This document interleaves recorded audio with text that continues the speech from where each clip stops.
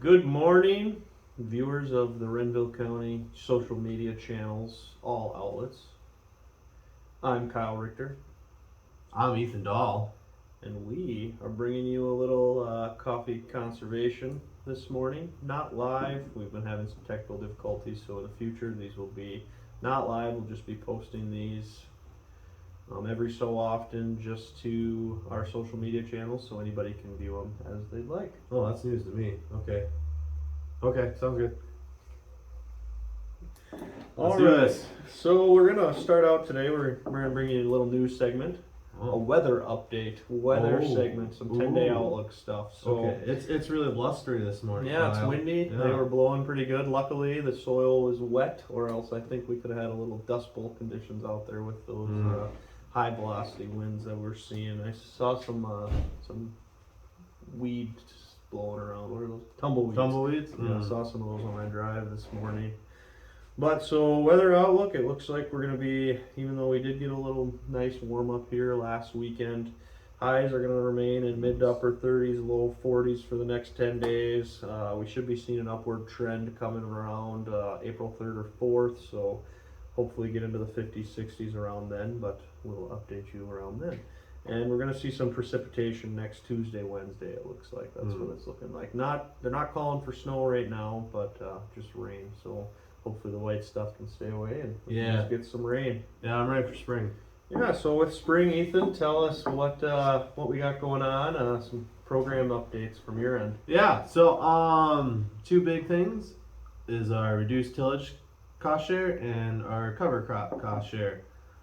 We do this with the partnership with the Hot Creek Watershed Project every year, and sign up has begun. So if you're interested in doing cover crops or reduced tillage, we have cost shares for up to $2,000 for both those programs.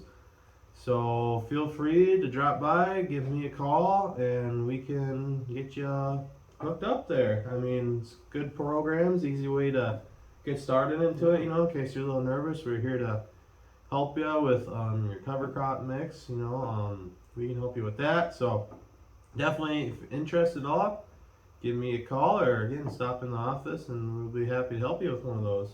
What kind of assistance can you provide me with this, or what's the benefits of your guys' program compared to other programs out there? So it's like if you do it compared to like our partners in RCS, they might have you do it multiple years. With us, you just have to do it the 1 year, for example. So if you don't like it, we don't hold you to it, kind of thing. And there's it is a 1 year contract with us, but after that year, if you for some reason if you hate it, which we've never had happen, everyone usually comes back for that maximum of 3 years. You don't have to continue to do it anymore. You're not forced to. There's no fines, no penalties, or anything like that. So, definitely a good way to, if you're interested in doing it, never done it before, a good way to get your foot in that water.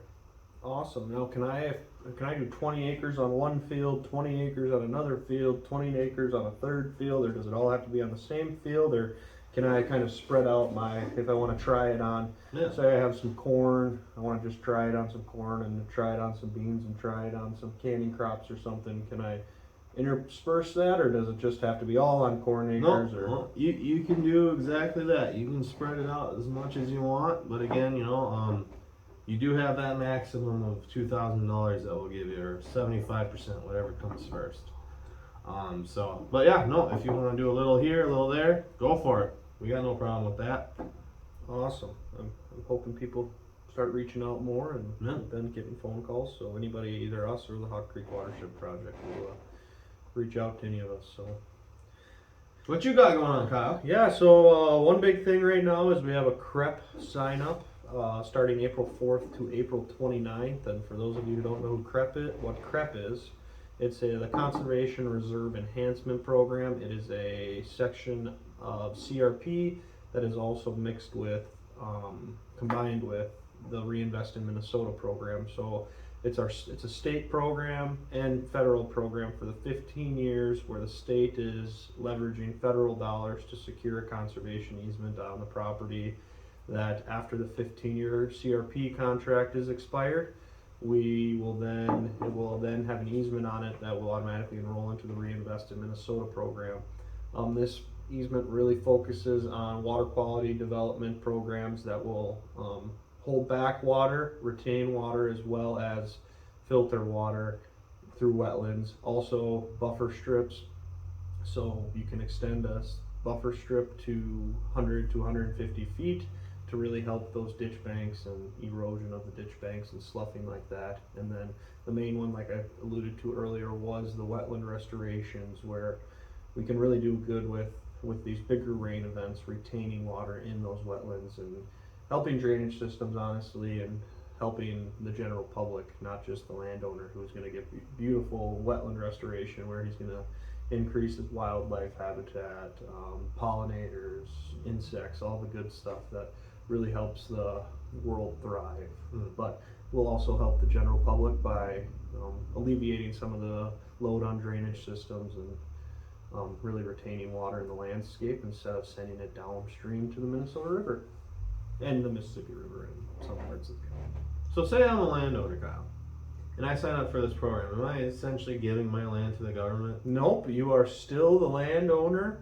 Also, the higher tax rate you're paying right now, once this easement is recorded on it, it'll get lumped into just normal taxes, so your tax rate will go down as well. But you're still the fee owner. All that is, it's a conservation easement that says it will go into this easement, and it can never not be an easement. You can't turn it over into production again, or build a big pole shed or something on it, or the hog barns or something like that. But you can still recreate on it. You can go out there and hunt. You can install food plots. You can go hiking, all that fun stuff. So you can still enjoy it. It's just another avenue for us to get conservation on the ground and people to enjoy other hobbies that they may have. And it's usually marginal ground that you're maybe getting a successful crop off one out of every 5 years or something like that. So yeah, Nice. and then another thing we just got going on, if while you're doing your spring field work, if you notice any erosion, something that might have happened last fall after harvest or this spring before planting, always feel free to reach out to us, and we'll be more than happy to come do a site visit and look at what you got going on and see what might be best to alleviate those problems. That's a big service we offer here, and we love to help landowners fix those erosion problems and hold sediment back and try to keep your money in the ground, so that we're not all the nitrogen, phosphorus, and potassium that you do fertilize with and everything. We want to keep that on the ground and make sure that you're actually getting the best bang for your buck instead of sending it downstream or blowing into your other neighbor's property. So we're just trying to reach people and make sure that not only is you're getting good yields, but also you're financially getting good yields as well. So Perfect. But that's what we got going. So anything else, Ethan? For those who need their commercial or non-commercial pesticide applicator tests, our big testing day coming up is April 8th here. So if you need to get that license or get recertified, give me a call and we can set you up for testing on April 8th, 8:30 to noon, anytime in there. But yeah, if you need to do that, feel free to give me a call and get you all set up. Sounds good. Well, we hope you all have a good weekend, and you'll be hearing from us soon. All right, everybody. See you next time at Coffee and Conservation.